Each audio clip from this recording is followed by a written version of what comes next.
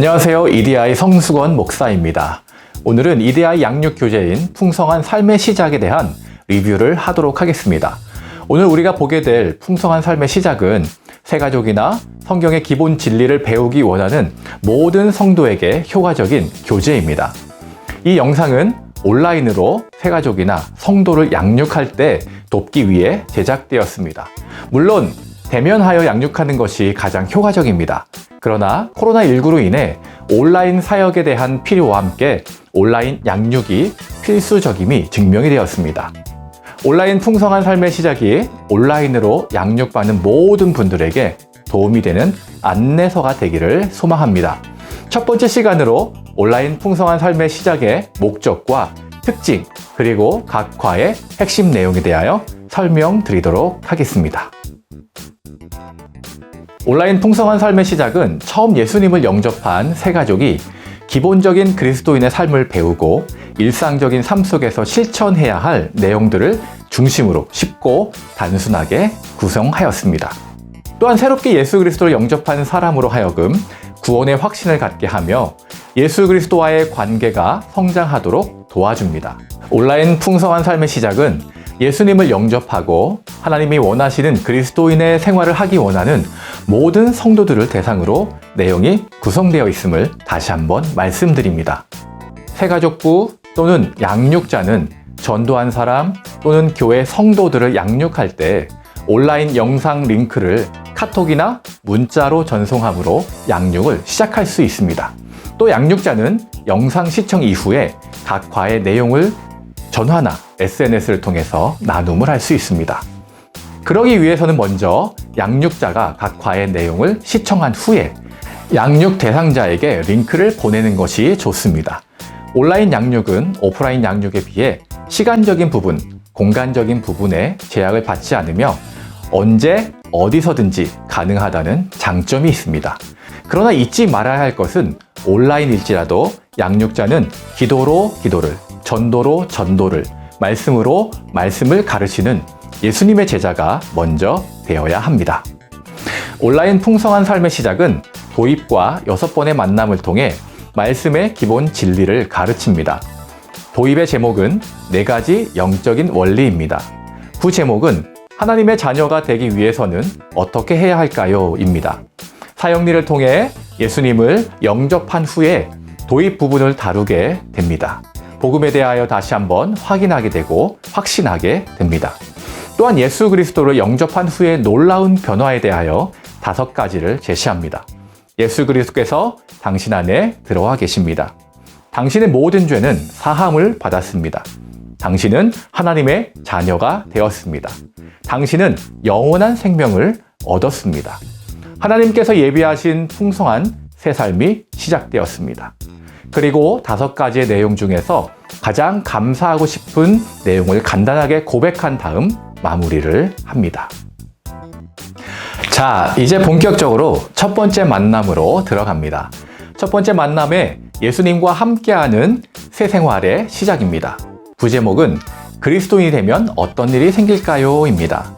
첫 번째 만남에서는 3가지 중요한 키워드가 있습니다. 새로운 관계, 새로운 생명, 새로운 피조물이 그것입니다. 새로운 관계, 예수님을 믿음으로 영접한 이후 개인적인 관계를 맺었기 때문에 예수님은 나를 절대로 떠나지 않으신다는 것입니다. 예수 그리스도 안에는 생명이 있습니다. 나는 예수 그리스도를 내 마음에 모셨습니다. 그렇기 때문에 나 또한 영생이 있음을 확신할 수 있으며 나는 새로운 피조물이 되었습니다. 두 번째 만남은 예수님과 교제하는 새 생활의 시작입니다. 부제목은 죄를 지으면 어떻게 해야 할까요? 입니다. 두 번째 만남과 세 번째 만남은 한 세트입니다. 두 번째 만남은 죄의 고백에 대하여, 세 번째 만남은 성령 충만에 대하여 다루고 있습니다. 우리는 그래서 두 번째 만남과 세 번째 만남을 영혼의 호흡이라고 이야기합니다. 두 번째 만남은 죄의 고백에 대하여 이야기합니다. 죄의 고백에는 3가지 요소가 있습니다. 동의, 감사, 그리고 회개입니다. 내가 죄인인 것에 대한 동의, 나의 모든 죄를 용서해 주심에 대한 감사, 그리고 태도를 바꿔 행동이 변화하는 회개가 그것입니다. 두 두 번째 만남에서 중요한 성경 말씀은 요한일서 1장 9절의 말씀입니다. 만일 우리가 우리 죄를 자백하면 그는 미쁘시고 의로우사 우리 죄를 사하시며 우리를 모든 불의에서 깨끗하게 하실 것이요. 아멘. 이어서 세 번째 만남은 성령 안에서 사는 새 생활의 시작입니다. 부제목은 성령님은 누구시며 성령 충만은 어떻게 받을 수 있을까요? 입니다. 성령님은 누구시며 성령 충만은 어떻게 받을 수 있을까요? 이 질문으로 시작합니다. 두 번째 만남과 세 번째 만남의 대상은 바로 세상적인 그리스도인입니다. 중요한 포인트는 세상적인 그리스도인이 어떻게 성령의 사람이 될 것인가입니다. 그것은 바로 죄의 고백과 함께 세 번째 만남에서 배우게 되는 성령 충만을 받는 것입니다. 성령 충만에 중요한 두 가지 말씀이 있습니다. 에베소서 5장 18절 명령의 말씀과 요한일서 5장 14절에서 15절의 약속의 말씀이 그것입니다. 성령 충만을 받으라고 명령하셨습니다. 그리고 그의 뜻대로 구하면 주시겠다고 약속하셨습니다. 우리는 약속의 말씀을 따라 성령 충만을 구할 수 있습니다. 그러면 처음 질문에 했던 성령 충만은 어떻게 받을 수 있을까요? 우리는 믿음의 기도를 통해 성령 충만을 받을 수 있습니다. 네 번째 만남은 예수님 안에서 성장하는 새 생활의 시작입니다. 부제목은 그리스도인이 되기 위해서는 어떻게 해야 할까요? 입니다. 자, 네 번째 만남에서 성장을 위한 세 가지 제안을 합니다. 그것은 바로 기도, 성경, 순종입니다. 기도는 하나님 아버지와 대화하며 교제하는 영적 체험입니다. 우리는 기도를 통해 하나님 아버지께 구할 수 있습니다. 성경은 바로 우리의 영혼의 양식입니다. 그리고 하나님은 말씀을 통해 우리에게 말씀하십니다. 그리고 우리는 그 말씀에 순종하며 살아갈 때에만 건강한 그리스도인이 될 수 있습니다. 세 번째 만남까지는 하나님과의 교제를 위한 내용이라면 네 번째 만남부터는 그리스도인으로서 성장에 대한 내용을 다루고 있습니다. 다섯 번째 만남은 하나님의 말씀 안에서 사는 새 생활의 시작입니다. 부제목은 성경 말씀은 어떻게 공부해야 할까요? 입니다. 성경 공부를 위한 준비와 말씀을 공부하는데 세 단계를 제시합니다. 첫 번째는 말씀의 관찰, 두 번째는 해석, 세 번째는 묵상과 적용입니다. 특별히 이 과에서는 말씀을 제시하고 실제로 관찰, 해석, 묵상을 적용할 수 있습니다. 그리고 마지막 여섯 번째 만남은 기도하는 새 생활의 시작입니다. 부제는 기도는 어떻게 해야 할까요? 입니다. 기도는 하나님과 이야기하는 것입니다.